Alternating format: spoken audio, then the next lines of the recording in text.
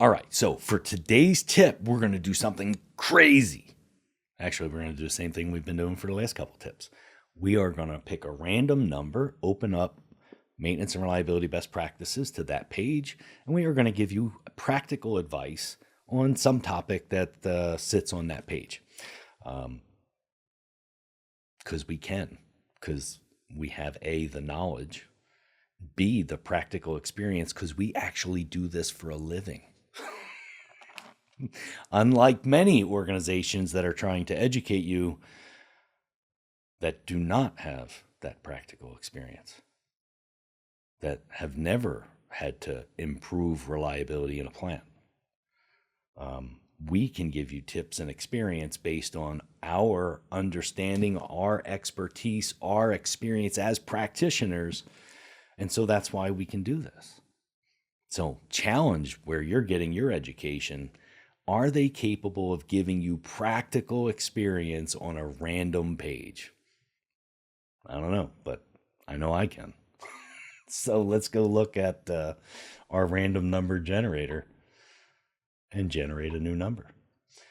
Page 273. I don't know, my random number generator keeps picking pages that are really close to each other, but let's open up your copy of Maintenance and Reliability Best Practices by Ramesh Gulati. And if you don't have a copy, go to Amazon.com right now and obtain yours. Do this every time. 273, is that what it was? 273. Let's go to page 273. Follow along. Feel free to follow along. Page 273 is a bunch of pictures. And it looks like they are pictures. This must be part of like 5S maybe. Let me see. Yeah, this is part of 5S. All right, so there's a bunch of pictures regarding 5S on page 273. The practical experience and why 5S. So, or a tip around 5S. The tip around 5S is pretty easy. What we have to understand around 5S is actually what it's the purpose behind it. So when we go through 5S and we go through the various stages, right? So we sort things. That means we throw out the stuff we're not going to use. We set things in order. Where are they going to go? We shine them. We make everything color coded properly and put things where they belong. Make sure they're clean. Make sure the area is easy to inspect. That's really important. Then we standardize. We're going to make sure that that same color coding and the boards and how we tape things off, all that is standardized across the organization. We standardize the tool set.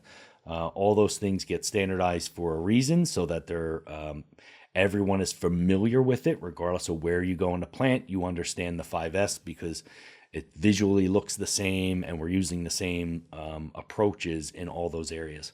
And then, of course, the hardest part of 5S is the sustain part. And the sustain part is not just because we want things clean. It's because this step and 5S in general helps create organizational discipline.